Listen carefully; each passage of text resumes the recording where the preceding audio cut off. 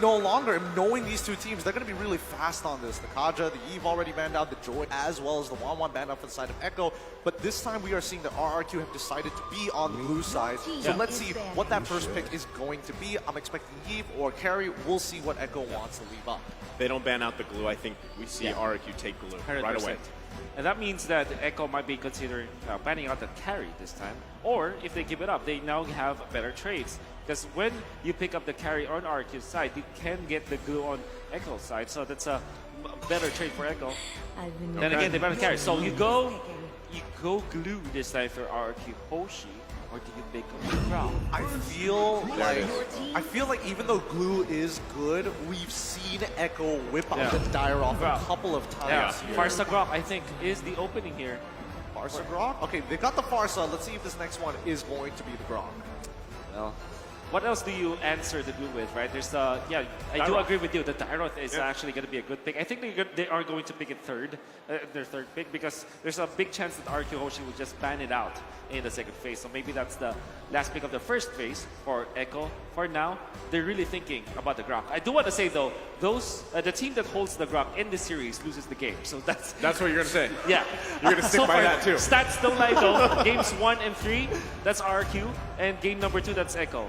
Oh boy, I can't wait to see the overall stats for Grok. But hey, you know, Lapu Lapu actually getting locked in here. I'm kind of into this. Yeah, it's good. It's good because Sanford is really amazing with it. And knowing that RQ Hoshi kind of, they play the game like they wanted to always peel for their backliners. That's how Clay and Skylar was successful with RQ Hoshi. Lapu Lapu counters that too. So that's maybe the idea here for Echo. Usually in that matchup too, the glue Lapu Lapu matchup, I would say more often than not, I've seen glues get that first blood. And still, that is a very simple step for RQ to get that momentum they need, because we've seen, I mean, the glue in the hands here of R7 causing havoc in the back line, especially if he gets that early momentum going. That's a great step to success here and taking us to game 5. And now with the next 2 picks, look at that. They are going to go with a more proactive roam option. Like we were saying, they're going to lock in the Franco here, and it's complemented with this Faramis pick. Okay. I'm guessing. I don't know. I could be wrong about this. Cho, thoughts on this, Wolf? Cho could be good for Echo just because of the fact that it's a flex pick. So you give Vin a hero that he excels with, his counterpart, Yaoi, will get their own pick. But instead, they go Claude. Interesting direction that Echo has decided to take it. Instead of looking to mirror RRQ, this time they're going to be playing for their own gold lane. And I think a lot of resources are going to be dedicated, making sure that Sanford is almost guaranteed to be on the weak side. A little sad to say the least, but I feel like Sanford has kind of proven himself 1v2, arguably 1v4 sometimes. Yeah, I agree. And at the same time, I'm wondering, are they going to bait? Okay, there is the Beatrix ban. So really limiting the options here for Skylar. Exactly, and you're looking for like a combo with the Franco, right? Hitting the Franco hooks, they're amazing. You need damage still. Faramis will not be giving that to you. Maybe a few patches back, that will be the case. Right now, both Brody and Beatrix would have been good in combination with this pick. So I wonder with how RRQ is going to supplement the initiations coming up from the Franco. Echo, however, they still have the Dyroth. If they want to pick it up, they can give it to maybe KarlTzy, but knowing that the Lapu Lapu is already picked up, it tells me maybe Echo will choose a different hero this time to answer the glue. Oh, I suppose, but the fact that they banned out Baran, I don't know. It feels like the headspace of RRQ is, hey, KarlTzy is still going to be the problem. We need to make sure that we can secure our objectives, and maybe we can snowball out of control from there. But as of yet, I mean, mid lane still very open for RRQ, and if we come back in towards Echo's side, they can easily lock their jungler right now. I don't know if they want to show their support this time. It's the Cho. It's the Cho? All right. Well, comfort for both of your roamers. Now RQ, they badly need early game damager. Surely you got already good heroes in your comfort picks. You need to give Albert a hero that can supplement the damage, and then of course Skylar with some early game damage as well to kind of pierce through the early stages, so that they will not suffer from lack of damage in your stages, like many teams suffer from. You need that follow-up with the Franco hooks, but still, I mean, even the Cho is flexed technically. We don't know if it's actually going in the hands of Yaoi or if it's going to be placed in the jungle again for KarlTzy, right? So they're still leaving that mystery here. Look at that. We're getting an advanced look, right? That's the Irithyll along with the Karina locked in here. Now, Irithyll doesn't have the best win rate. That is 14%. But still, how does this work, Wolf, with what they've drafted so far? They're all in on early game team fights. They're all in on the mid game. With this decision, RRQ is saying, we are gambling. We're putting our tournament on the line in the first 10 minutes of the game. If we don't end it as soon as possible, they will not be able to force the series to game number 5. Any last thoughts here, Gideon? Honestly, I'm sweating because I agree with Wolf. This is a bit of a gamble. I will say that Echo's overall draft is looking good. You can feel that Yawi is feeling it. As long as he blocks a couple of good hooks, it's kind of up to Vin, and hopefully he still doesn't have PTSD from M3, so we'll see how this is going to go. Biggest thing here is, like you guys mentioned, that timer, right? 10 minutes here. At the same time, this is Cho in the hands of Yawi. We've seen incredible playmaking potential from that alone. And with Carl Teasy picking up the Akai in the jungle, he's going to be just focusing on objectives. This could very well be the last chance here for RRQ. It's match point for Echo as we jump into game 4. Irithyll wins the laning matchup for sure. I mean, you want to... It is... We didn't get to see whether the hook landed or not. Did he get the hook or not? I don't know. We know for sure, though, that in the laning stages, RRQ Hoshi does have the advantage. Because of the fact that they have Irithyll winning against the Claude, it just naturally, and the Glue, of course, it's almost unbeatable in the laning stages. If they piggyback on that idea, like destroy Echo's timing with their early game spike, maybe RRQ has a chance to extend the game number 5. Echo knows it. Yeah, I mean, R7, there's nothing he can do. He's going to lose his battle spell here regardless, and arguably, I would say he's about to die as well. And there we go. R7 just greeting out to hit that level 2, ends up dying for it.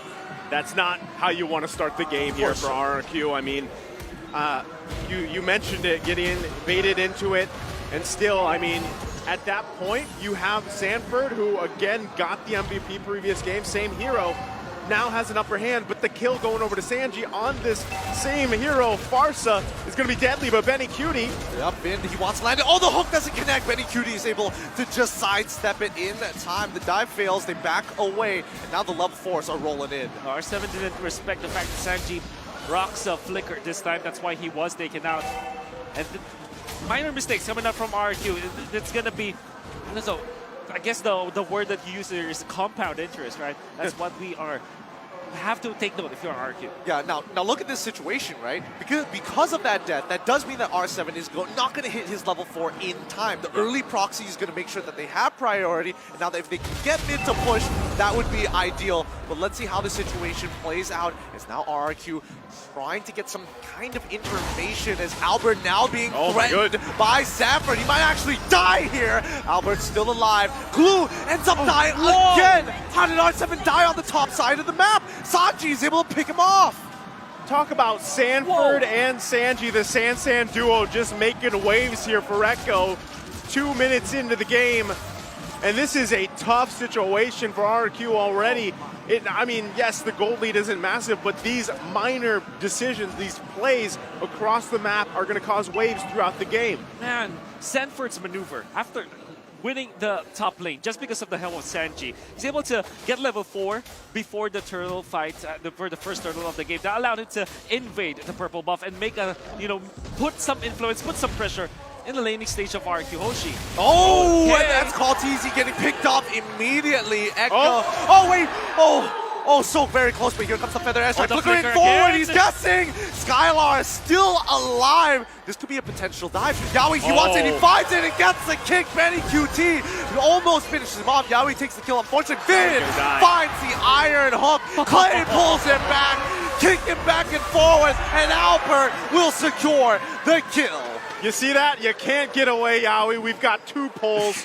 He tries to run away, but also the highlight there is that Albert was able to pick up that kill.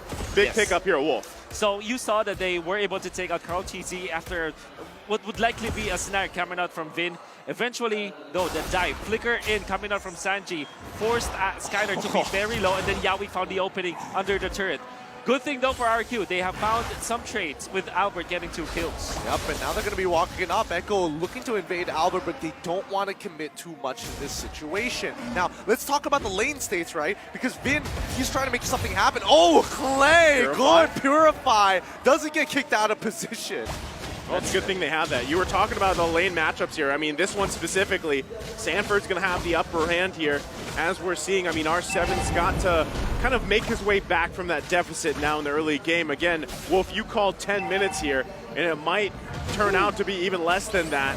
But still, turtle up, RQ in position. And now Feathered Airstrike already being used super early on. They're just holding them hostage. They know that Sanford is ready to jump into the fight. Yawi finds the initial engagement onto Albert. He's in trouble, but Sanford in the back line making it tough. Cartesi locks Albert down. He's finally dead, but now the rest of the team is here. R7 with the reinforcements. Yawi might be in some trouble, but finally it's going to be Sanford who ends up dying. R7 is able to secure his own kill onto Yawi, and Betty QT is on the run. Skylar doesn't want to be a part of this fight, but the Bound Mirror image is going to juke them out.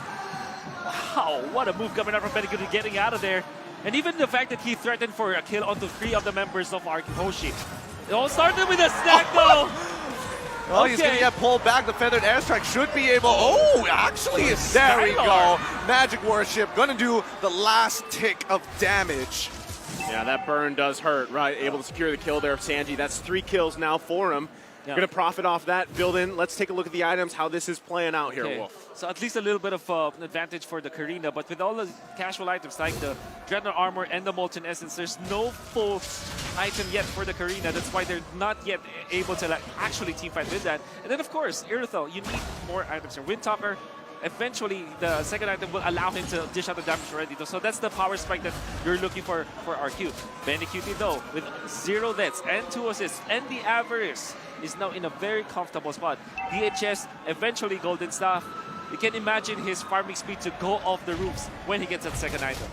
Okay, let's talk about, I mean, okay. Whoa, Yawi! Oh, he almost finds the angle of the kick, but Skylar is able to get out of position in time, locked down with the Bloody Hunt. Yawi might be in some trouble here, but Call TZ looking locked down. Skylar, the Feather Airstrike is coming in through, but the Call Altar keeps him alive until he's gone. Betty QT now, with all the green lights, comes in, and it's pretty much done for the side of RRQ. They cannot survive this kind of aggression. What an execution from Echo. Absolutely good chain of events for Echo as they utilize their lineup into its full potential. Yawi with the flicker, going in forward first. Surely he missed the way of the dragon, but that allowed Echo to get into position. Then goes Kautizi. Oh no. Albert, he's in so much trouble, but he should be tanky enough to actually survive all the damage. Under the It's turret. getting close, and here comes Sanji. If he sees him, he might be done with the Feather Airstrike, but on the top side, Call TZ all left all by himself, sacrificing his life for hire as Albert on his way to secure this turtle. What a move from RRQ! Wow. What a punish, indeed. You saw that there was a lot of focus in the bottom lane. They found Vin! He's gone. He's gone. Nothing to say about that. Well played. Great punish from Vin. RQ picking up wins where they can, and it also looks like a little miscommunication from Echo too. Yawi has the vision here, but still RQ finding now it's the 2 turtles they've got a little bit of gold lead. They just have to figure out this Sanji problem. If they can get that, shut him down, that's going to be another big play for RRQ. He's going to walk up. They don't realize that he's there because of the conceal. He throws up. Oh, the hawk. R7 though. R7, he's pushing them out of position, but they're working as a team. This could be the turnaround now, but Call TZ can't seem to find the angle just yet. They're going to focus on their jungle and back away. Every bit is intense in this game because you're watching Vin. Maybe he lands a hook out of nowhere, right? We're all watching. Bloody Hunt onto Call TZ already started off, but Yawi's looking for an angle as Sanford jumps into the back. Nobody can stop Sanji with his Feathered Airstrike except for the Call Altar. Skylar running for a slide battle mirror. Image takes it back. Sanford now left to die. Yawi can't help him out. Sanford is able to hop on over with the help of Sanji. R7 still on that chase. He's sick of it, but Yawi is able to stop the aggression. I can't believe no one died from that exchange. Like how? So much back and forth and just masterful disengage from both teams there. But still, RQ holding on to this lead. They can play around with it, right? Still, if they can focus Sanji, if they can get a Bloody Hunt or a hook on him, they're going to profit massively, Wolf. There was a lot of explosions in there, and he's surprised that nobody died. Bloody Hunt onto Cartesia, a prime target. You want to go onto it, but he survived afterwards. Then Benny finds up BMI after the fact that the Paramis ultimate was already down.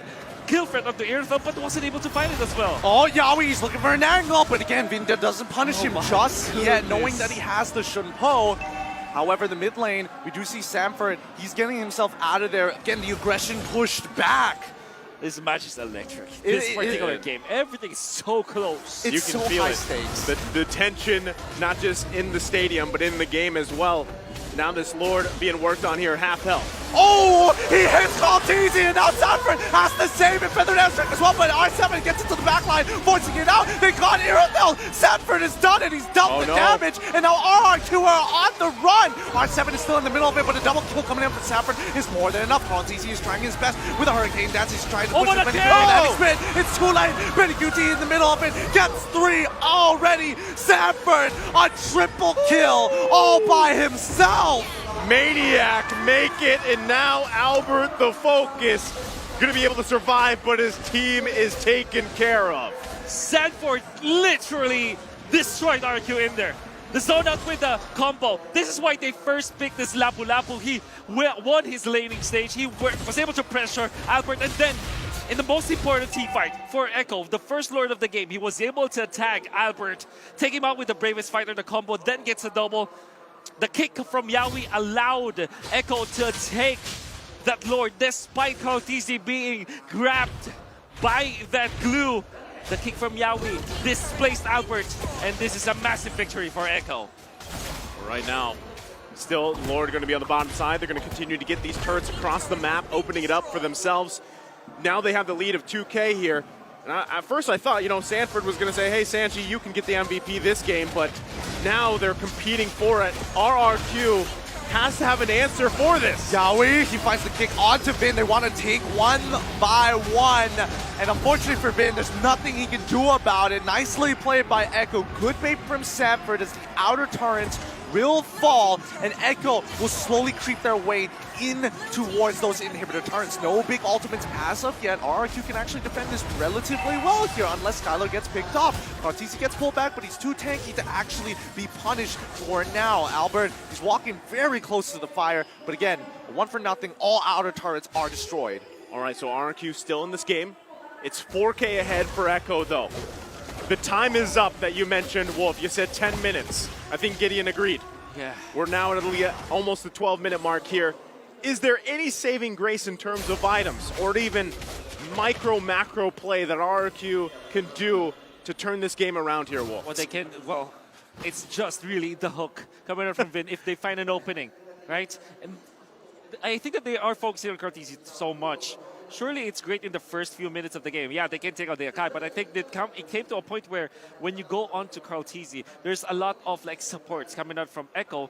And when you try to take attack hero, you put a lot of resources into taking out Cartesia. Did he just flicker? Eventually get out damage. Look, and, let's just move on from that. We're just gonna let's look at Cartesia, man. He's looking good. He's looking good. Let's pretend that didn't happen. Yeah. As you were saying. Yeah, you were back to saying. what you were saying. 85 seconds on Vince flicker. Yeah, that was totally there for sure. Yeah.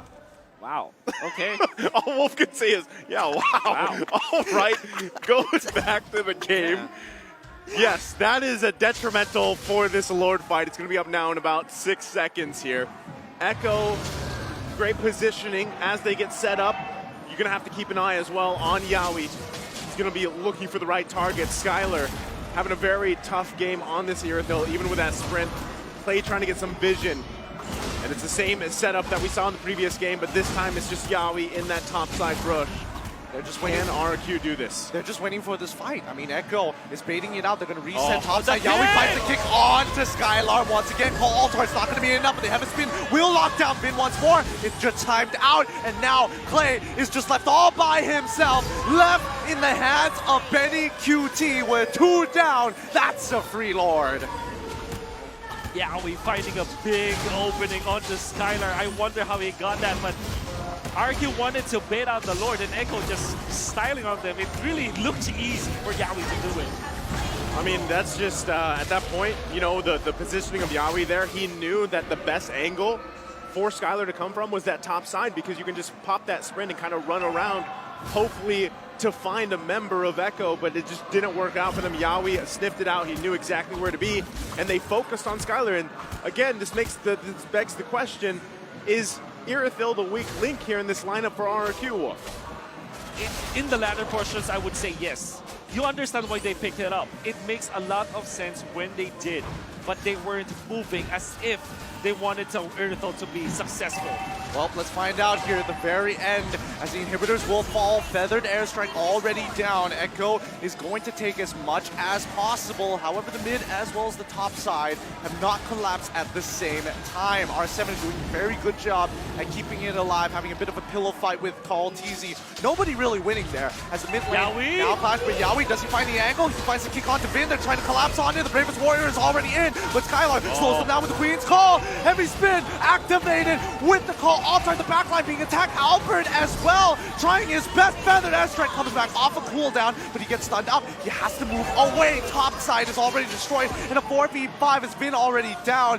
Falls into the favor of Echo. Benny QT not even participating in this entire sequence of events, and this could be a potential kill if they find the CC. Oh, Carl TZ, you're just teasing Yawi, trying to go for it. Again, gets the kick onto Albert, and now the Blazing Duet activated. He's still alive. Queen's Call trying to clear those waves as soon as possible. Sanford, me with the Bravest Warrior again. We're seeing three ultimates. Sanji now in trouble. Has to use the Wings by Wings to get on out of there. The Bravest Warrior is down. No more Sanford, and the defense complete. You can't imagine to be Skylar. Surely he died at the end, right? But it's difficult to play this Irithyll. Threat by Yawi, threat by Sanford, threat by Call TZ. Everybody targets Skylar. Eventually, after 3 tries with Sanford's opening, they have found him. And Echo, with all of the resources they have so many ways to engage RRQ Hoshi. It looked really bleak for the Indonesian squad. Oh, they had to pull everything just to survive there. Now, I mean, at that point, it looked grim. They held on, but at what cost? Again, back to the question, is this Irithyll the weak link? And was there a better option here for a gold lane or a marksman pick? Because so far, it really has not been working out for RRQ. I think regardless, the hardest part about this is that Feathered Airstrike coming in from Sanji. Like, it deals way too much damage. And unfortunately for Irithyll, yes, you can be fast, go quick, or go home. But in this particular case, walking up is way too dangerous. And Yawi, I mean, what can you say? He just lands the kicks each time. He literally says, just hit it. And he's like, okay, sure. How did he get his hands on the Cho again, right? I mean, that's another big question, because you talked about it. One Feathered Airstrike takes Skylar to basically half health, if not 1/4 at this point. So we're jumping back into the game here. Massive lead for Echo. Still looking to close this series out here. RRQ trying to hold on to keep this series going to Game 5, but at this point, it's looking bleak. Anything that sticks out here, Wolf, in terms of the items and how they can help here for RRQ? I think the lack of the blade armor on Karina, they only have it on Vin. I think they need to against the Claw. That's the natural way to kind of counter it. While on the side of Echo, you have 2 blade armors on 2 frontliners, Karchis and Yawi. What this does is to really nullify Skylar even more. He's already scared about like the damage output and the initiations coming out from Echo, but even his unstoppable, uncontrollable damage that you take out from the Irithyll is going to be a threat. I think the biggest way they stay in this game is have another moment where they somehow get the Lord here. Benny's there. With the truncheon, he's managed to survive for a little bit longer, allowing Sanford to actually turn this around onto Vin's head. They find the trade, it's not worth it, but Yawi still has the way of the dragon. They can do something with this. Call TZ in the middle of the fight. He's absorbing damage, and now pinning R7 against the wall. He's trying to get on out of there, and immediately, this might have just turned. They know where Benny is. Oh, do they know where Benny is? No, he's going to recall out of there. He's going to be fine, but this buys a little bit more time for RRQ. And Echo, they see what's going on. Now because of the recalls that are threatening the Lord, they've checked the brushes. They know nobody is there. And even Clay making sure that there is no angle for Yaoi to get on in. Look at Benny. It's going to come down to a 50-50 here. Albert versus Carl Teasy. No. They reset it. Sanford is threatening Clay. Whoa. Okay, yo, Clay, you're getting too low. He's about to die. And Sanford flickers for it as the rest of the team looks to push on forward. Oh, they're going to my get pushed out of the base here. You saw Benny Cutie also push in that mid lane.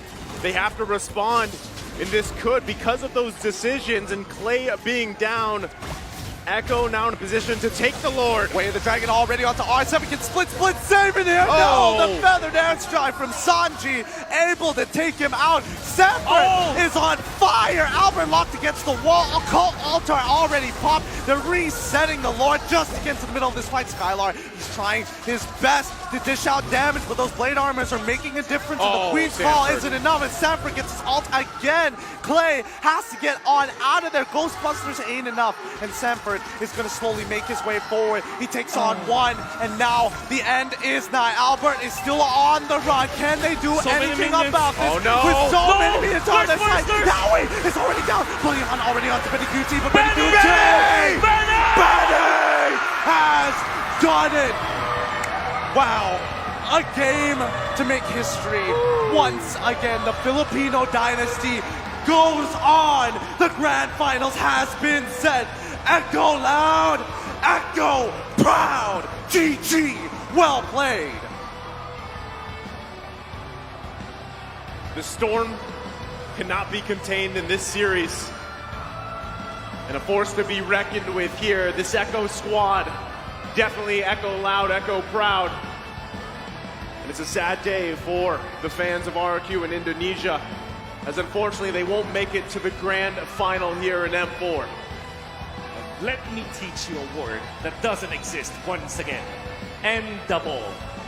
Endable. It's not in the dictionary, but at least in Echo's vocabulary there is. They knew the call. There were so minions out there, ushered by Benny Cutie. And when RRQ looked at that, you're gonna have to give it to Clay. He defended that well with Ghostbusters, but in the end, Benny Cutie found the opening. He went out with the BMI, got back in with the help of Carl Teasy. The last HP of the minion allowed them to push that one back, and Echo goes to the finals because of that. Now, they say their final farewells.